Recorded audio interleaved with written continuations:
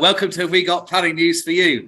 Thank you all very much indeed for joining us. Can I start with the usual reminder that instead of a registration fee, we do encourage you to lend support to one of our sponsored charities, so either Shelter, Brian May's Save Me.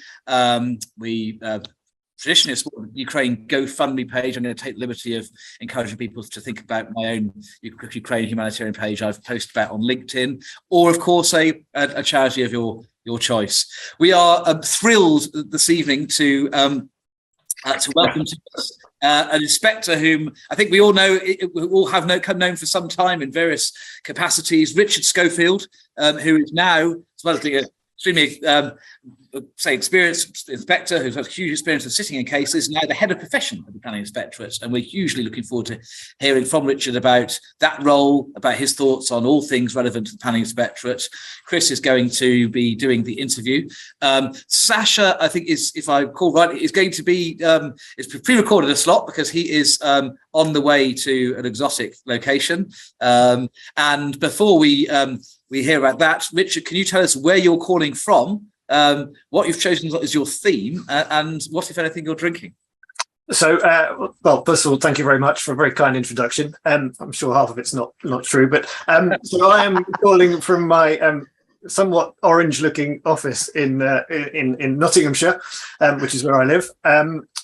My theme is wilderness, which I know is rather strange, but given we are town and indeed country planners, but I spend a lot of my time in largely unplanned landscapes, which are very dear to my heart, walking, mountain biking and the like.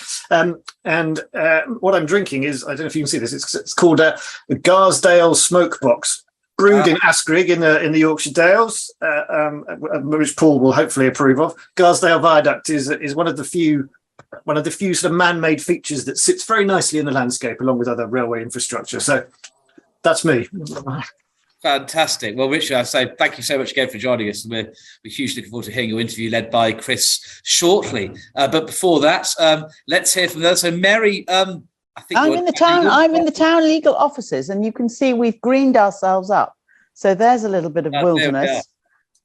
So hello, yes, Mary Cook, town legal and all that. Lovely to be here. Paul, how about yourself? Where are you? What are you up to? Talking about greenery. Firstly, hello Richard, thanks for a mention of Yorkshire. I'm in Lancashire at home, having been in Boreham Wood all week doing a solar farm inquiry, which has been quite exciting. And when challenged with the wilderness test, I went to Waitrose and saw what I could get, and I found this, which looks as horrible as I anticipated it will taste, which is from the Black Sheep Masham Brewery, and it's called Pineapple Milkshake IPA. So I think this will be a cultural desert of a taste and therefore wilderness. So cheers, Richard. Thank you. I should say that it's Massam. You pronounce it Massam. Yeah. There are three golden rules. Not if you're from Scarborough. The three golden rules: life, death, and the fact that whatever beer Paul tastes on We Got Planning News for You tastes disgusting, as your facial expression demonstrates. Yeah, I can imagine. So my contribution to the wilderness is this cactus that I tried to appropriate. I'm currently at Gatwick Airport, Charlie Bannerman Airport. Perish the thought what might happen. No, I'm here on the way to Guernsey, which is in the Channel Islands, and I know Jersey very well indeed. Never been to Guernsey, and that is the Channel Islands is sort of British or UK wilderness, not actually part of Great Britain. So I'm looking forward to giving a talk there tomorrow on sanctions against Russia, and then I'm going to go for a run around the whole island. That's the plan. I bought my trainers.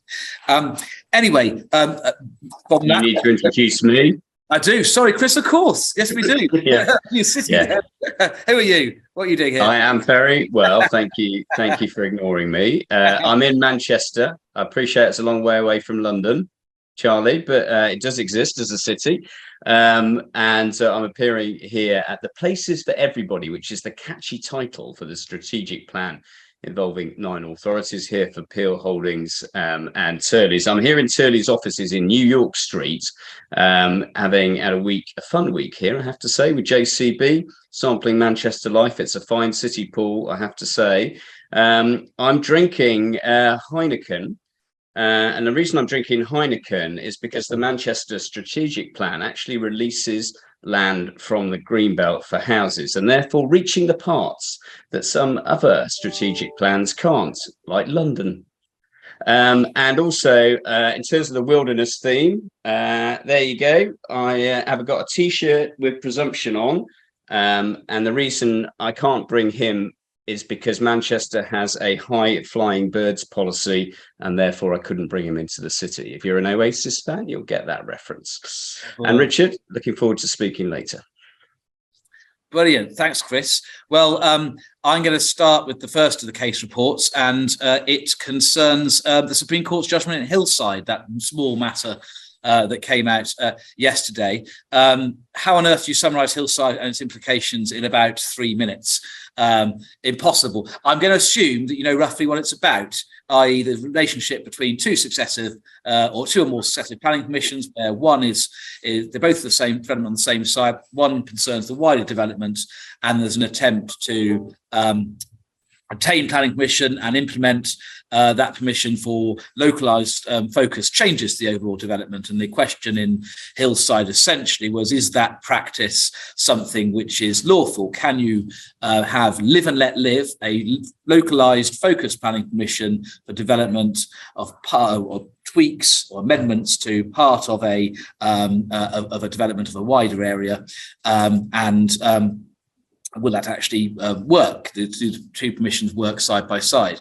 And the Supreme Court essentially held that practice, save in exceptional circumstances, doesn't work anymore. What the Supreme Court held is the Pilkington principle, by which two permissions, if one is inconsistent with irreconcilable with the other, implementing the later permission renders the earlier permission physically impossible. If that is the position, then implementing the later permission means that the earlier permission can no longer be relied upon. What the Supreme Court did, however, hold was that there's no, and this is contrary to the implications of the Court of Appeal and contrary to submissions made by the respondent, there's no requirement to complete a planning permission. The Court of Appeal had suggested that a development pursuant to the initial permission in the Hillside type scenario would be unlawful unless and until it was complete, which obviously rendered the prospect that Mrs. Jones, living on phase 1 of a 5-phase development, was potentially liable to enforcement action if developers went bust and didn't implement phase 5. The Supreme Court held that wasn't the case. They also held that the drop-in type scenario, where you've got an initial permission and a later permission for focused localised changes, which wouldn't render physically impossible part of the first permission, that would work if the amendment or the incompatibility was only non-material. And there was an apparent analogy with Section 96A in that respect. So there is a exception to the hard-edged effect of Pilkington, where the incompatibility is not material in the context of the scheme as a whole. So these kinds of issues, it seems, are less likely to arise in larger schemes than they are in relation to smaller schemes.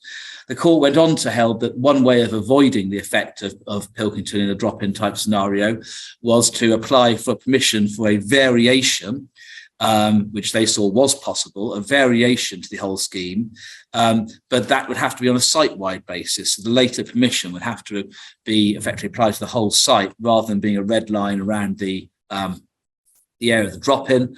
The court felt that wouldn't be particularly inconvenient because they felt that might be possible that environmental information could be recycled in the second application for the whole site. Not sure that is likely to prove to be a particularly accurate forecast of how EIA works, but we will see. Various questions have arisen. I think my initial views are the practice of slot out and drop in combination, where you do a Section 73 to change the plans for a large scheme to create an area of white land, effectively a hole in a donut or a white slice in the pie, and then you drop into with a focused planning permission on that area of white land. Seems to me that may still be possible, because once you've done the slot out Section 73 to the plans approved by the first permission, it would then mean that the drop-in wouldn't render physically impossible what was authorised on the first permission, because there'd be a capacity to have that drop-in. So that may still work. Other options would be to change the phasing, so do any amendments at the end in the last phase, because if it's in the last phase, you don't need to complete the development. It doesn't matter whether you need to be able to rely upon the first permission anymore. All sorts of EIA issues, etc. So I'll leave it to others to judge whether the Supreme Court's lack of any planning judge was a positive or negative in that case. So that's, in a nutshell, the key implications of Hillside, which I've just given whilst somebody was asking for my passport, waving frantically at me. So I hope I haven't been kicked off the flight. Perish the thought. Now, so that's Hillside. And next up is Mary, and you're going to tell us about the Standard Life decision. I am indeed. Thank you very much, Charlie. So this is a Section 288 challenge by Standard Life, who are the owners of an industrial estate in Bath, just off the Newbridge Road. And you will see there's the front page of the judgment with the citation, and you'll see none other than one of our own, Sasha White, currently on his way to Australia, appeared successfully in this case. So we also have a plan, I think, Rob, which would just be useful, because Standard Life, so you can see there's an industrial estate to the south here, and there are some buildings to the north, and the development site to the north, which is identified as Hanson Ready Mixed Concrete on this plan,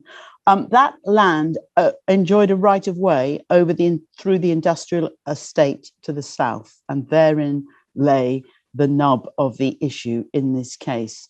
So the owners of the industrial estate, Standard Life, were Rule 6 parties at a Section 78 appeal into a mixed-use residential scheme on the land to the north, and they acquired Rule 6 status, and their main concern was not a concern shared by the council in the end. Their concern was about the impact of the proposal through the industrial estate access, and the fact that 9 units out of a total of 104 residential units, there were also 186 student bedrooms, but they were car free. 9 of those residential units would rely upon a right of way through the industrial estate. They were concerned about that. They were invoking the agent of change principle. The inspector recognised this as the 5th main issue in the appeal. The appeal proceeded by way of inquiry, but this particular issue was dealt with by a round table discussion.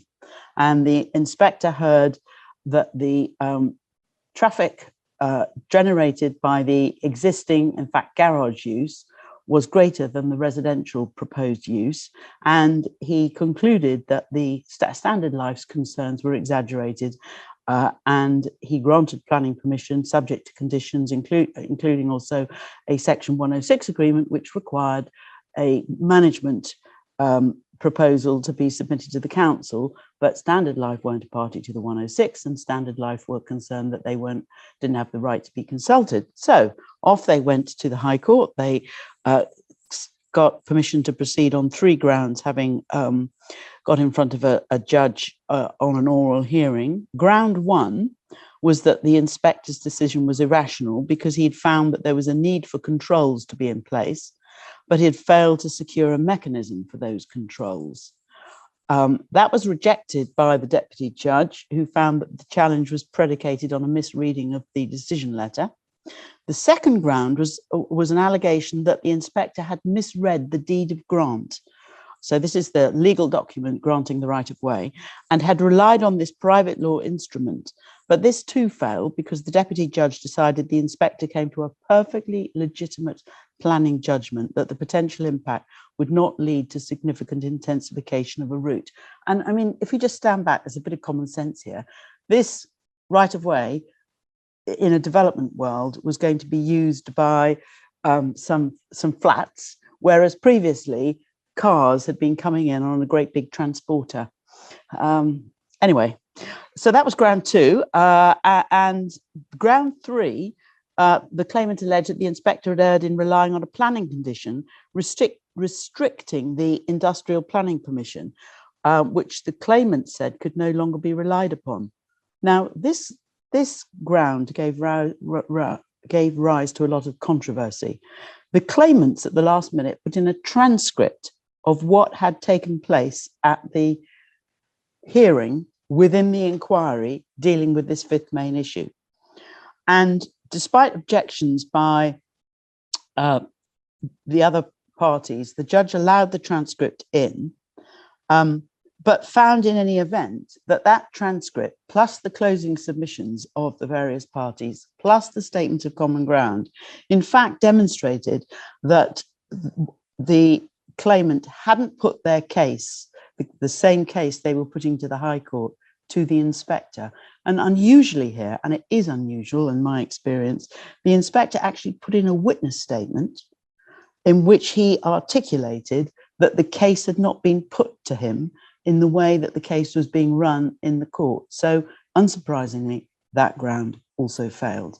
So it feels to me as if there's something to be learned from this about the utility of hearings within inquiries, point number one. Point number two, you really do need to be very careful when you sign up to statements of common ground, and you need to be clear at the inquiry or hearing what your case is, because you can't change your mind later. Thanks, Mary. Very interesting case, important from all sorts of angles from practice. Thanks for that.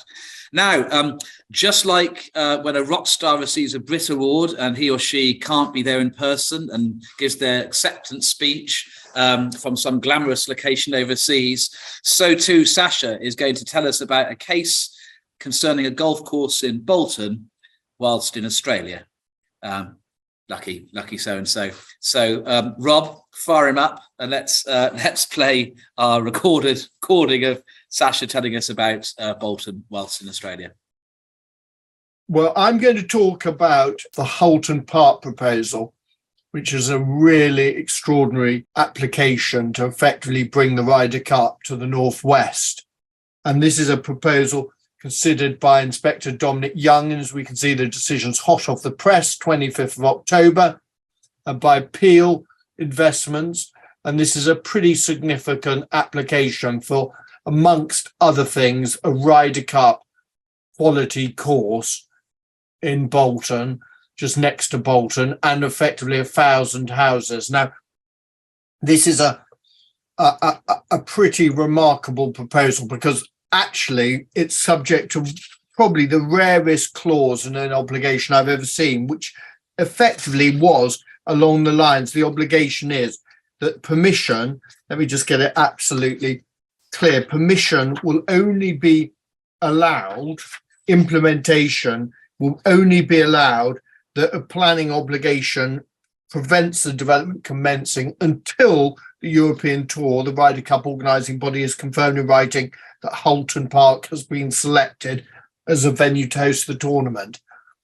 So effectively, Peel are pretty confident about hosting the Ryder Cup because this whole permission rides on that obligation being satisfied.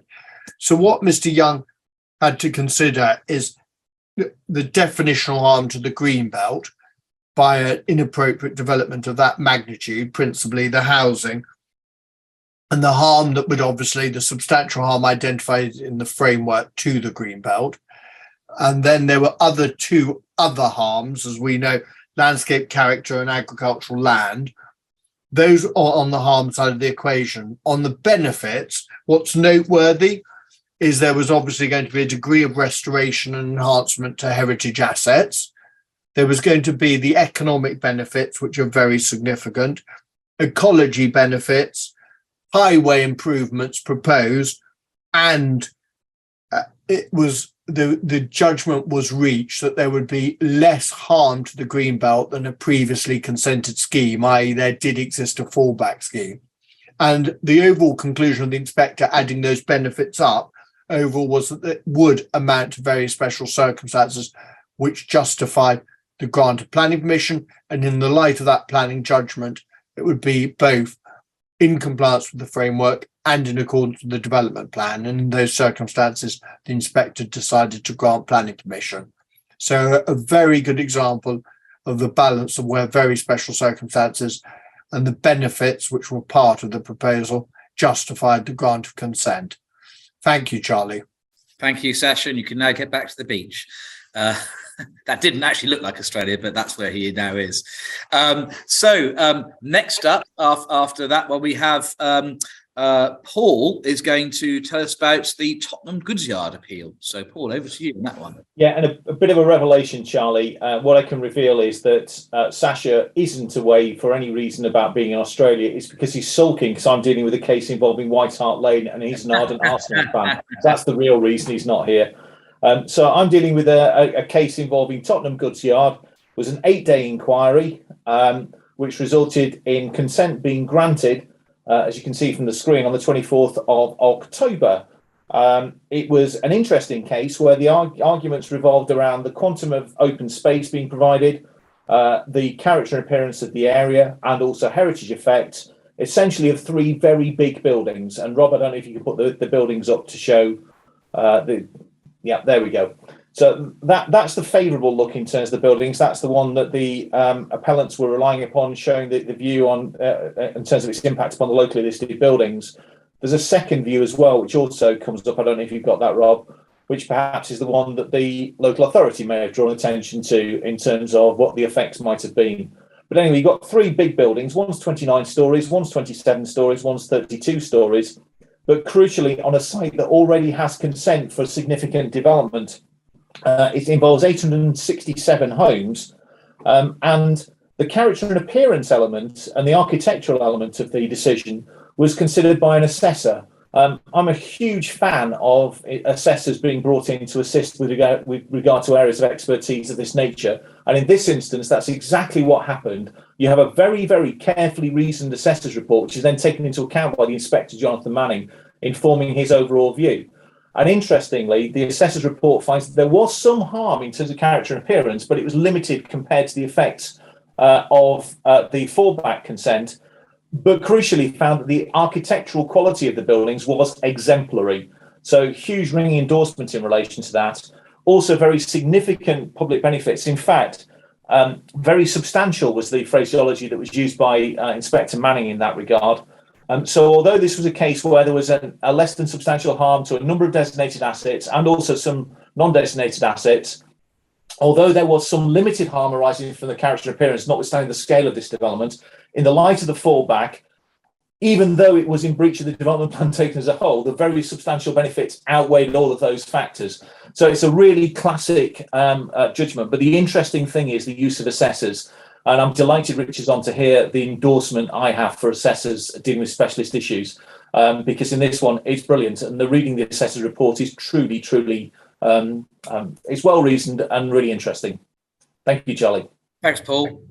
Any thoughts you have on that later, Richard, would be interesting to hear in terms of how PINS goes about considering whether to appoint an assessor. But without much ado, I'll pass on to Chris, who's going to introduce Richard and kick off our interview and discussion. So over to you, Chris. Thank you very much indeed, Charlie. Interesting case reports. I'm surprised you didn't comment on my Supreme Court shopping bag. I was too busy being waved at by someone who wanted my passport. You don't get that just because you win. You get that if you go to the gift shop in the basement. And I happen to be sitting in the office of the planner at Turley's who did the Holton Park decision. And what I can also tell you is that Inspector Dominic Young wrote to the parties yesterday. Neither party made a cost application, but he's written to both parties about initiating a cost application and seeking their views upon it. Now, we don't see that very often. The power is available to your inspectors, but what a fascinating turn of events that is. So anyway, without further ado, Richard Schofield is the Planning Inspectorate's Chief Planning Inspector. There's another name for that, but it's too long and complicated, so I'm just going to go with Chief Planning Inspector. And you provide leadership for your 350 full-time inspectors. You've also got about 100 part-time inspectors. You're part of PIN's executive team. You joined the Planning Inspectorate in 2013, stepping down from a local government head of planning role involving policy making and conservation. Since then, you've been in operational management, you've dealt with appeals for household extensions, and then right up to Secretary of State cases, compulsory purchase orders, and local plan examinations, including your excellent local plan in Harrogate, if I may say so. With an excellent new settlement in there, and we're well outside the challenge period, although that was had a go at. And of course, you've had an interesting career, because that's just part of it. Before you became a town planner, correct me if I'm wrong, you were a publisher, a bookseller, an archivist, a cultural policy advisor. So a interesting career before going into planning and then coming to the inspectorate. And we are extremely grateful that you have joined us this evening. Thank you very much indeed, Richard. It's a pleasure. Thank you very much. I always do this before a difficult question. I thought that might be the case. No. So I'm going to start off by just asking you, what made you decide to become an inspector?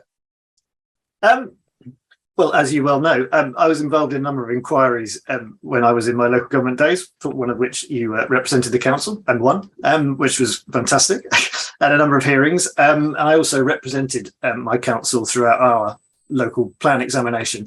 And I thought that the role of the inspector in those circumstances was extremely interesting, the scale, the challenge, the intellectual demand of the work, and I hope you'll agree that an experienced inspector in sort of full flight is very, very impressive.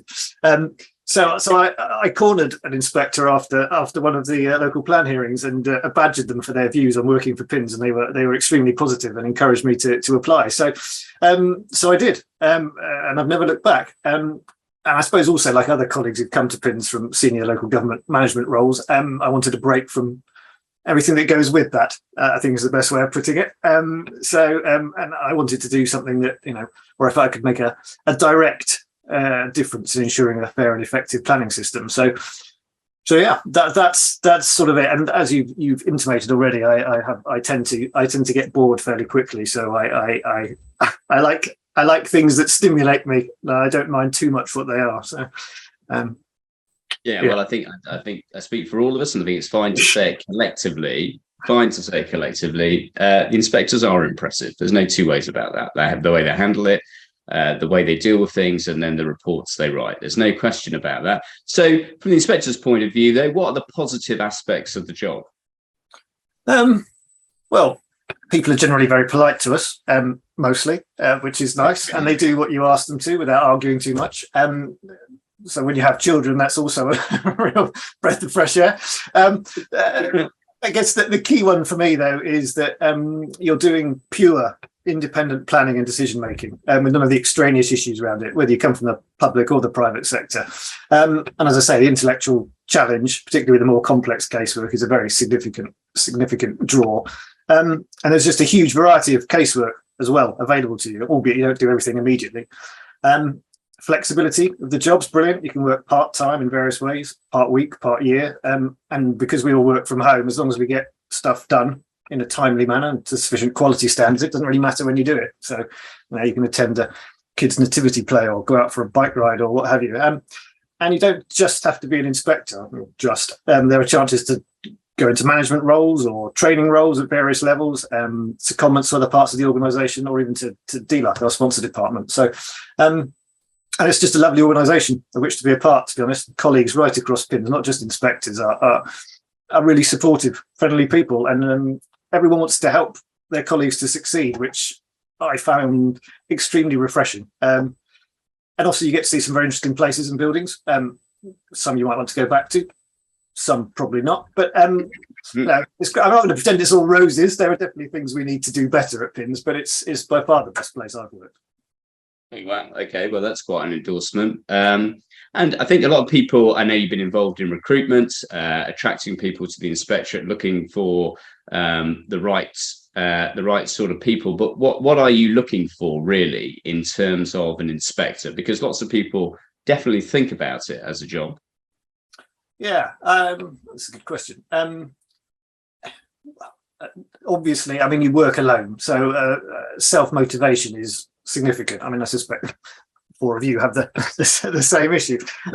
Certainly, intellectual and analytical ability is extremely important. You need to be able to reason and to write well. And you need very strong interpersonal skills. A lot of the role, especially at a senior level, is arbitrating or leading and managing events and dealing with conflict. So ironically, I would say that the technical planning or wider built environment side of the role, certainly at the more senior levels, is easier than the people management, I would have said. And obviously a genuine interest in the role. I don't want to be sort of trite, but a sense of public service is important. And I think, well, fewer people than you might think have this skill set, which is why we do sometimes struggle to recruit to certain places. And I've seen the odd comment on your LinkedIn feed that, recruitment takes too long and it's got too many steps. And I accept that. It's justified. It does take too long, but it has to be robust. It's a very challenging role, and we need to make sure that applicants are ready for it. And we don't want to take people on only for them to, think actually this isn't for me and disappear in 10 minutes. So. I can well understand that. And as you say, I mean, some of the decisions you're making, an individual is making a decision about a development worth billions of pounds. And that is not to be done lightly. So, lots of people thinking about joining the inspectorate, but they'll be thinking, well, what does it involve? What happens? I go through the front door on the first day. Do I get any training? Do I suddenly get decisions to make? How does it work? Yeah, absolutely. I mean, well, it will depend on the level and type of casework area at which you come in. But generally speaking, there's an intensive period of initial training, which we are currently reviewing, to make it more responsive to individuals' needs, which has been described in the past as brutal, I think was a word that was used, but which I haven't experienced, it must be said. But it is quite full on, and we're addressing that. But it's extremely high quality. It teaches you the basics of how to be an inspector, how to write a decision, some of the issues you're most likely to encounter, and this is expanded upon over the period of about 12 months, at which point we'd expect most people to have passed out of training. And there are then bespoke training events over the course of the year, face-to-face on issues arising from new case law or policy changes and from our quality control processes. And if you move to another area of casework, like local plans or enforcement, you'll get training in that particular specialist area, or on other specialist issues like heritage or gypsy and traveller casework, as well as on practical stuff like how to run a hearing or an inquiry. So, I mean, to us, the training is second to none. And I think most inspectors would accept that, to the extent that I'd actually like PINS to share it more widely. I think it would be of genuine assistance helping people deal with more issues locally, which will reduce the number of appeals coming to us and appeals more effectively. So we've had a programme of enforcement outreach recently, which has been extremely well received by those who've attended. And I'd be interested on people's views of PINS doing more in those sort of areas. Okay, well, while I've got you here, I think all of us would like to know, what do inspectors find helpful from experts and the barristers and lawyers as well? What do they find helpful, and what do they find less helpful? Yeah, well, how long have we got? Well,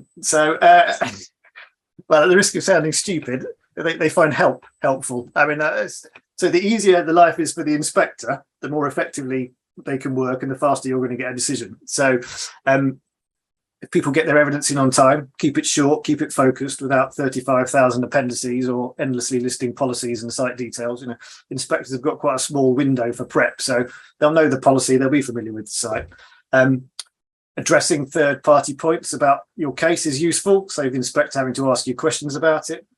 Make proper use of the statement of common ground, to narrow the issues to what's really in dispute. We don't just want a list of policies and a site description. It's a real bugbear, actually, the statement of common ground issue.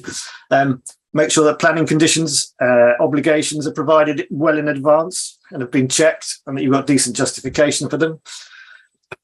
In terms of specifically advocates, the best ones, yourselves included, are respectful of the event. They avoid theatrics, they're kind to the witnesses, they respond positively to inspectors' requests. So it's just irritating when, I suppose, advocates try and score points off each other or witnesses, or enter into petty cross-examination or pointless cross-examination, character and appearance and landscape. I think they can generally be done by a round table. The more an inspector has to intervene, the longer the event's going to take, basically, and the more they'll get fed up to your detriment. So keep your evidence in chief short or skip it. Inspectors will have read everything, don't need to hear it again. Likewise, lengthy re-examination on certain points. I'm going on a bit. Closing submissions, incredibly useful, heavily relied on. Don't need to be Tolstoyesque in lengths, though. Witnesses know your case. don't try and defend the indefensible. Don't stick to a point that's clearly untenable. Just because you concede something doesn't mean you're going to lose the case. It just helps everyone. And don't dodge the question. The inspector wants a straight answer. So answer what's being put to you. Most of you will ask questions that can give a yes or a no answer, maybe with a qualification. So witnesses should do that rather than try to put their own case forward. So I could go off on a massive rant, but I mean that's meant to be constructive. Keep going. I mean, I was in front of Inspector David Rose a couple of weeks ago, and he issued that warning each day that I would like witnesses to answer the questions. And I think it's so important. Everybody knows what the inspector finds as helpful. My personal view is that we write too much. I mean, we just write too much, and people should be able to spit it out, frankly, and get to the point. It's interesting what you say about statements of common ground full of policies. I agree with you, and I think many of us do. Can I move away from the sort of the adversarial nature of the appeals that we do lots of, and just think about local plans, because that's a huge amount of the work that the inspectors do. I think we're all a bit uncomfortable, really. Certainly we all are, with this increasing tendency of some local planning authorities to be disrespectful of inspectors when the report comes back and it isn't to their liking. And I just wondered what you think professionals can do to ensure this, because some of those letters that have been written, I won't mention the individual authorities concerned, I think most of us just think that is not helpful and disrespectful. Yeah, well, first of all, it's kind of you to say so. Thank you. I think, to be clear, most are very good. And I think a lot of it comes down to professionals involved having and displaying a mutual understanding of one another's position. So we acknowledge that local planning authorities have often spent years working hard to get to a plan to examination, and frequently against a difficult political backdrop where members have had to make unpalatable decisions, perhaps, and in circumstances where they're short-staffed and under other pressures. And inspectors are alive to that. They're sensitive to those issues, and so they understand that a local authority might be defensive. But I think the other point is that inspectors are there to help them.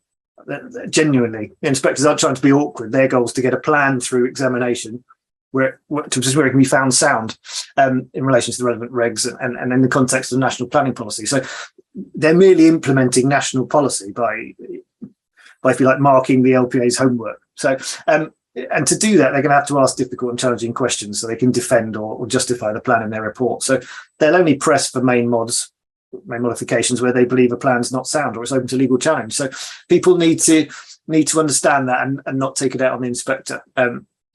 It's more frustrating on the odd occasion when, to use a football analogy, if I may, so people will play the inspector, not the plan, or indeed the appeal. It's not exclusive. And when the inspector's just trying to do a very difficult job well and fairly, and people know the inspector can't respond,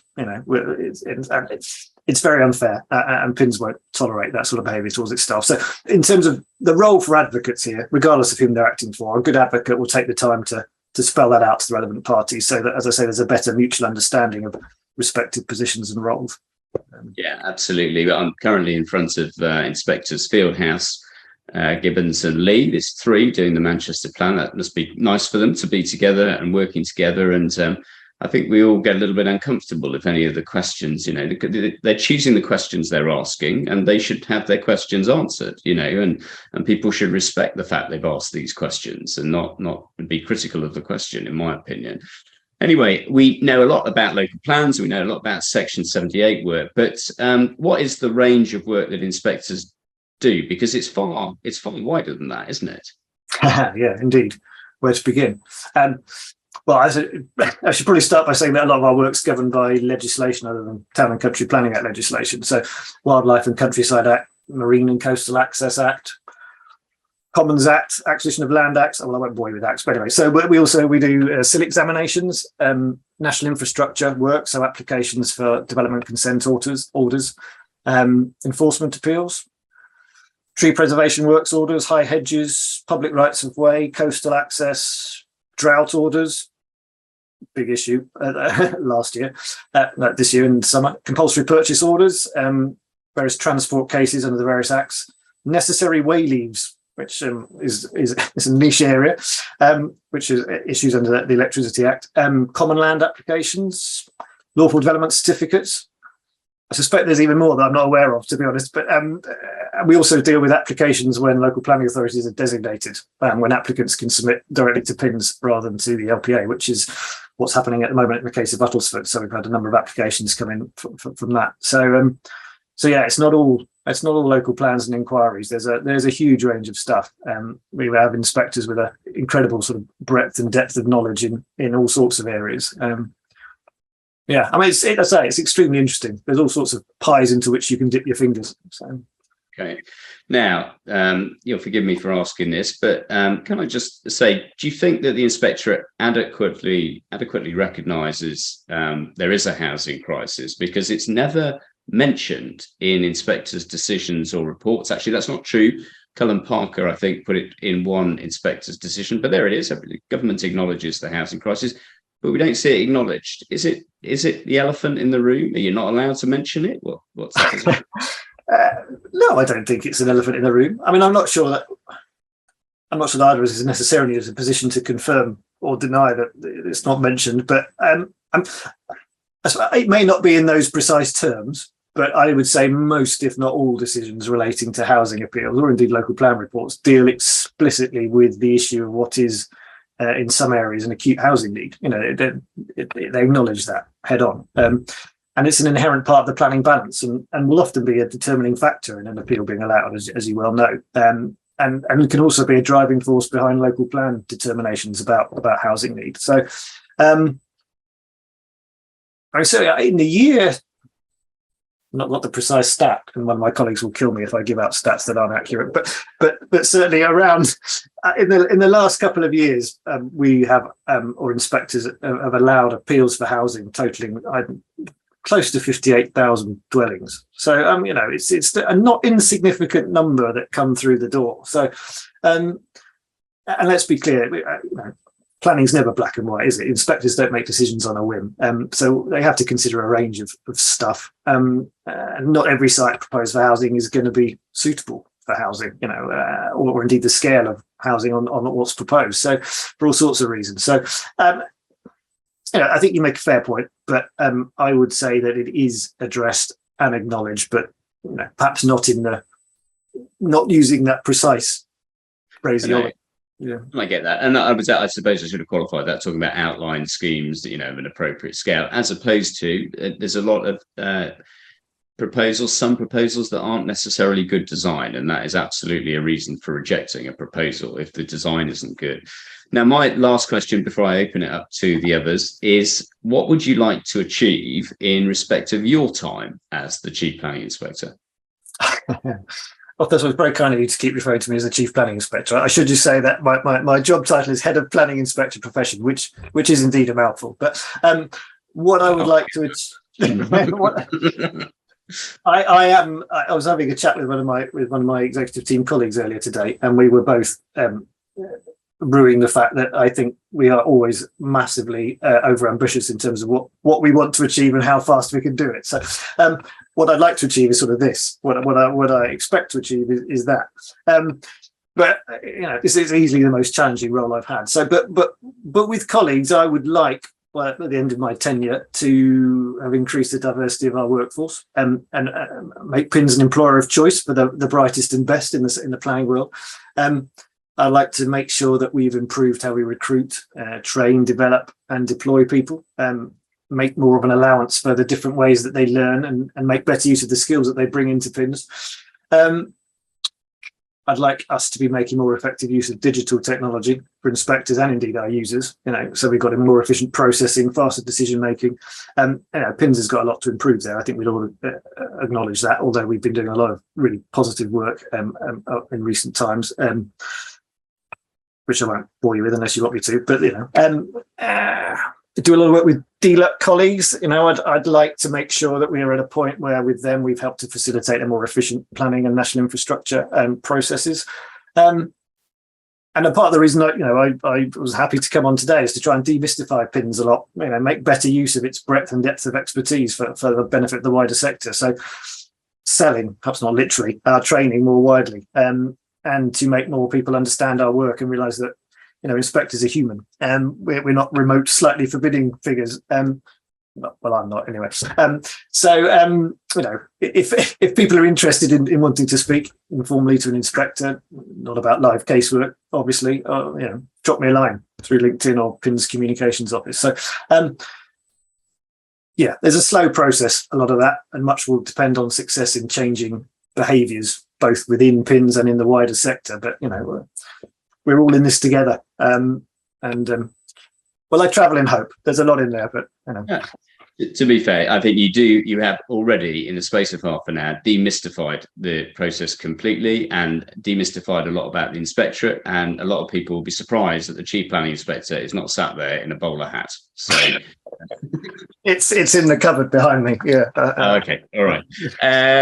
So I'm going to open it up to the others then, please. And Charlie, do you have a question? I do, Richard.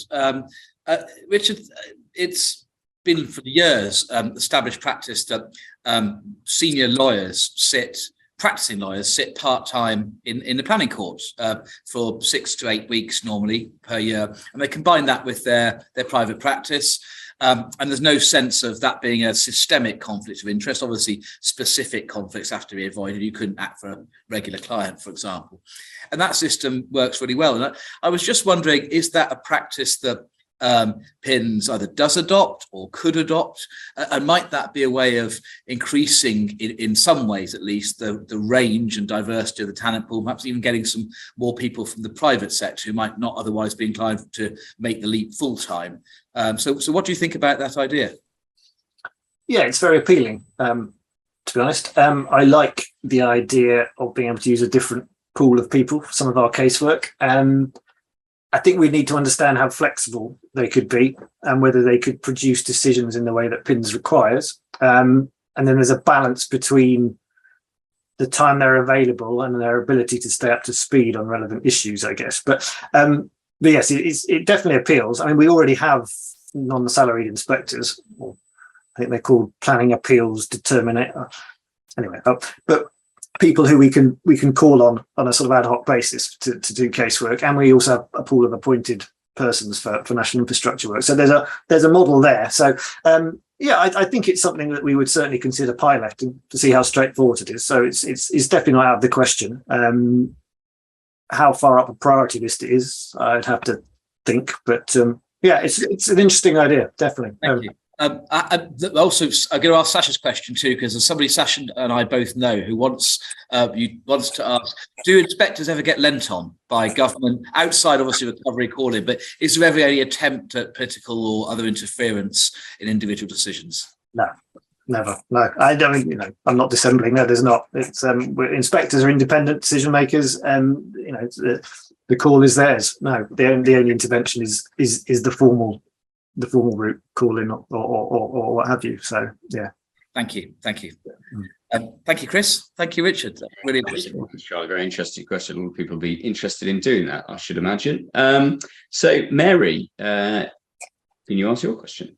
Thank you very much. My question is this: earlier in the year, Richard, when you were addressing the Planning and Environmental Bar Association, that's all the planning barristers for the wider audience, you suggested that there was going to be a redeployment of resources, which was going to speed up the appeal process. And so I'm just wondering if a Section 78 appeal were to be lodged this week for development seeking, say, a 3-4 day inquiry or a hearing, on average, how long would it be until the party's got a start date? Point number one, and then an allocated inquiry or hearing.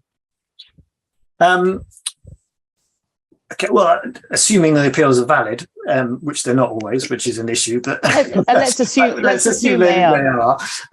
So in the case of inquiries, we'd ask the local planning authority for their views on procedure, whether it should be an inquiry or not, and then we'd make a decision. So if we decided that was correct, then a start date would follow in about 1 to 2 weeks, and the inquiry date would be charted for a window around 13 to 16 weeks from the start date. So some cases will take longer to chart if they require a specialist inspector or for lengthy inquiries. So I mean, that picks up on the point that Paul was raising earlier about our use of assessors. You know,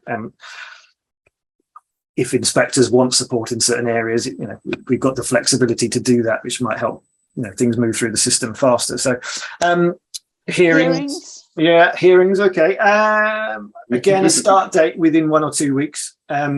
And the start letter would then include details of the appointed inspector and a fixed event date, which, again, in the majority of cases, would be 10 to 14 weeks. So the start letter will set out the timetable. And there are a few reasons why that might not happen. Again, down to not being able to find a suitably trained inspector or changes in procedure. But just on that point, we've a lot of work has gone into accelerating hearings through the process using the same Rosewell principles as we have for inquiries.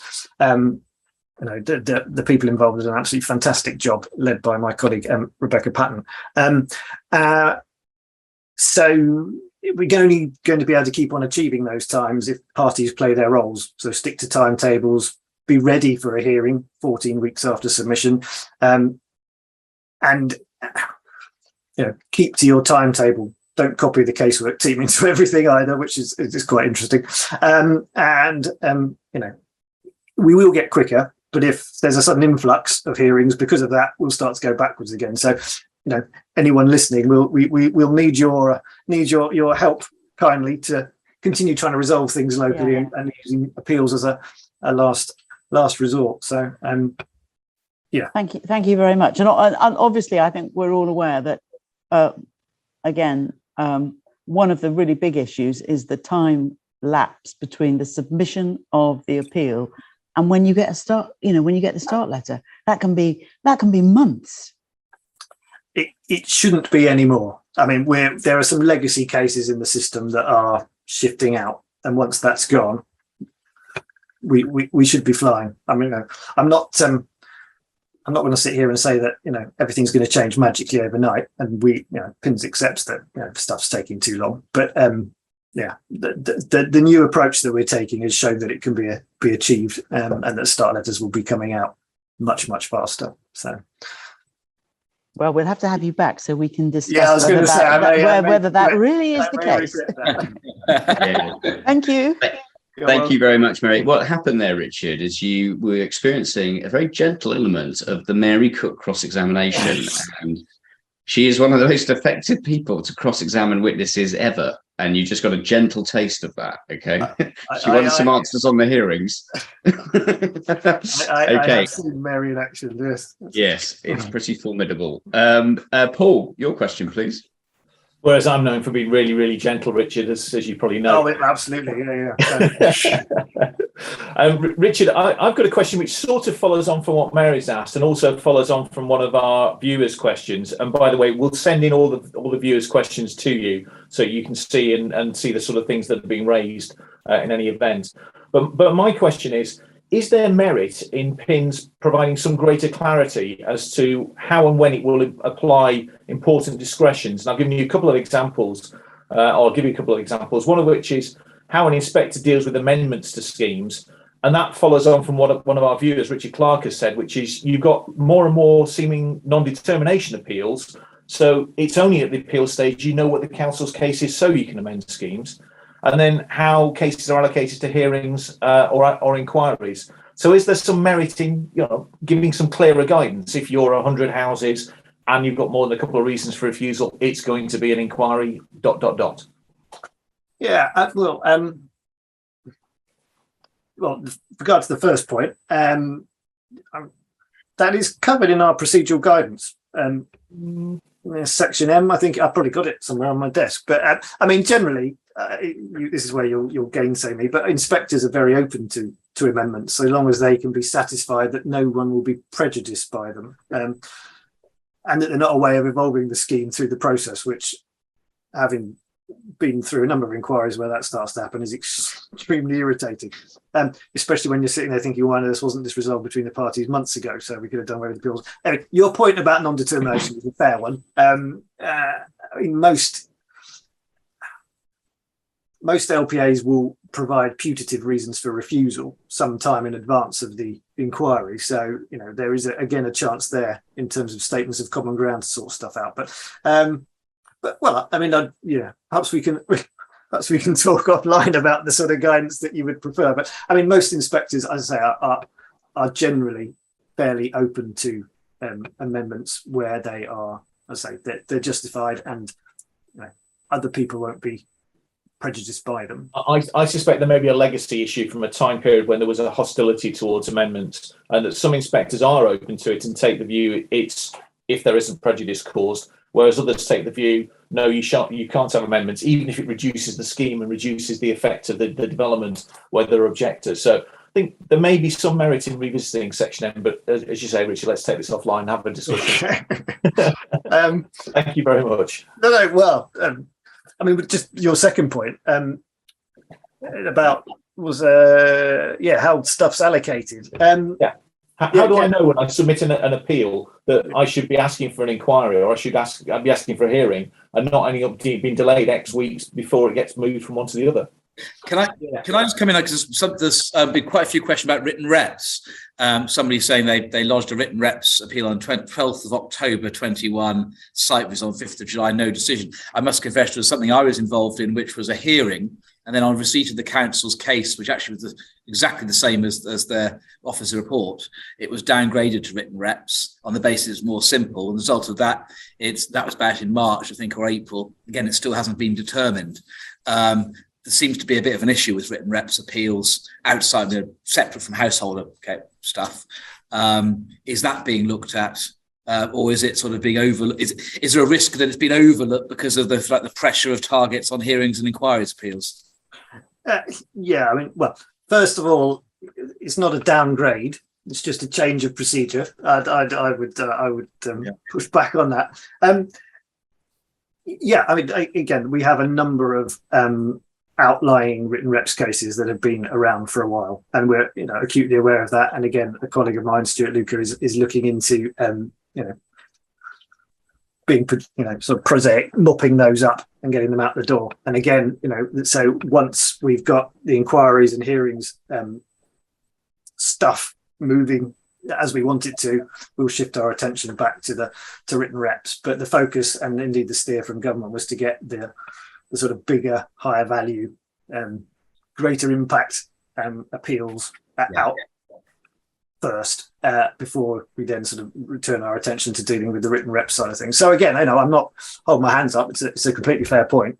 And ultimately it comes down to bigger issues about the resources available to PINs, about the sheer volume of appeals that now come in, and Wouldn't appeal fees, Paul's favourite, I'm going to steal his thunder, Paul's favourite subject, charge for appeals? I mean, you need a bit of legislation for that. But wouldn't that sort the whole thing out altogether? Because then you could charge, I mean, we're talking about schemes which sometimes applicants have paid hundreds of thousands of pounds in our planning application fees, and you get diddly squat. Well, I mean, the legislation exists already for us to charge for appeals. We don't need more. I don't think I'll get into it, to be honest. It's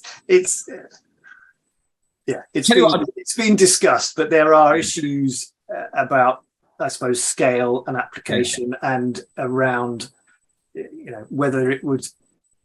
Whether it was, there are issues of natural justice around who could and who couldn't pay to feel determined. So it's certainly, what I'm trying to say, it's a live issue, but it's not really one for me to bring to a conclusion here, I don't think. No. Interesting. Thank you. Thank you for that candor.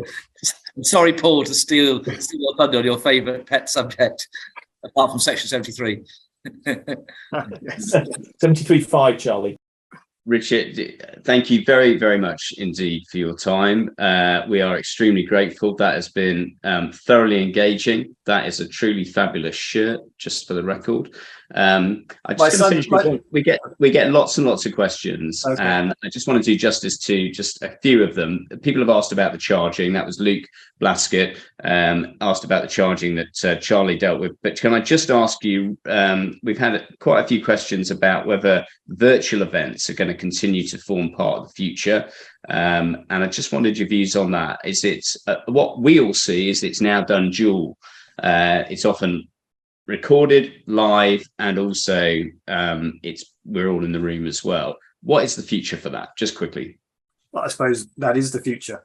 So virtual events are here to stay. A lot of inspectors find them to be an extremely valuable tool, and it's an option open to them in discussion with the parties to the appeal.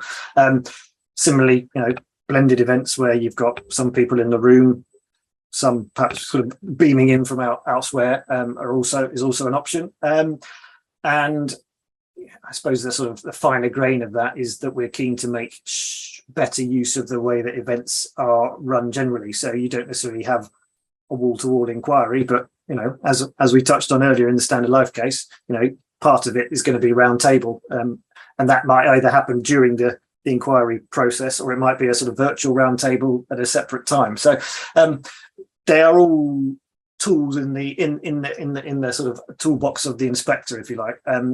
We certainly don't intend to revert to permanent face-to-face again. I think that genie's out of the bottle, and I think we're all aware of the benefits of the virtual option. We are conscious of the pressures of some of that on local planning authorities. Again, some are better set up than others, but yeah, it's a great way of conducting stuff, and the mixing and matching, or the pure virtual or pure face-to-face. So okay, well, thank you very much for that. Thank you to Claire Tester for that question. Everybody's interested in that aspect of it. I just thank Dave Trimmingham for setting off the lights again. I was in the darkness for half of that interview, and thank you very much, Richard. Back to you, Charlie. Thanks, Richard. Just one last question, because there's somebody who won't forgive me if I don't ask this. On virtual events, will it always be left to the discretion of inspector to decide what the consulting the parties, or will there be some form of steer from PINs corporately, or will it be left to the inspectors to choose in their own discretion? So there is some guidance available to inspectors to help them come to a view on what format they should take. Again, in discussion with the parties, but ultimately, the inspector is the one who's going to have to hear the evidence, and so I think, to use a hackneyed phrase, at the end of the day, they're in their best place to think, well, virtual will satisfy me for this, or for another event it's going to need to be face to face because I need to see the whites of people's eyes, sort of thing. So the discretion will remain with the inspector, albeit within some parameters that we have in fact produced. I don't know whether they're public yet or not. I'll have to find out. But they certainly should be. They certainly should be. Oh yeah. No, if they're not, they will be. We're just updating our guidance at the moment. So the fact of them is public. I'm not sure the content of them is. Oh, really? Okay. Well, yeah, I won't try and pretend I know something I don't. But I was just as well. Chris being very kind about my shirt a minute ago. Before I came in and shut my door, my son saw me and said, "It's a very bold look, Dad." So I thought, whilst we're talking about family members, Richard, the best question I've got is from a family member who has been watching the last 20 minutes and has asked the best question I could have thought of, which is, when you finish doing your current job, do you fancy being Doctor Who? You'd be excellent. Very good point. that is a standing joke within the Planning Inspectorate. Yeah. But thank you very much. So you're in your TARDIS then? Richard, thank you. You've blasted away a lot of myths. You've given a lot of interesting insight into PINs and what it's currently looking at, etc. I'm sure everyone, and there's a huge range of different perspectives of people on the attendee list today. Everyone's going to be hugely grateful. Please do come back on. Don't be too scared by Mary's double-edged invitation in that respect. I'll be very happy to. If there's anything we can do to help, and I mean this in relation to some of the issues you're looking at, part-time inspectors, the deputy high court judge idea, etc., fees. We and I'm sure many others are always here to help in any way we can. But thank you, and cheers, and enjoy your wilderness next time you get out to see it, which I hope will be soon. Tomorrow, in fact. Thank you. Cheers, Richard. Thank you very much indeed. Bye-bye. Bye.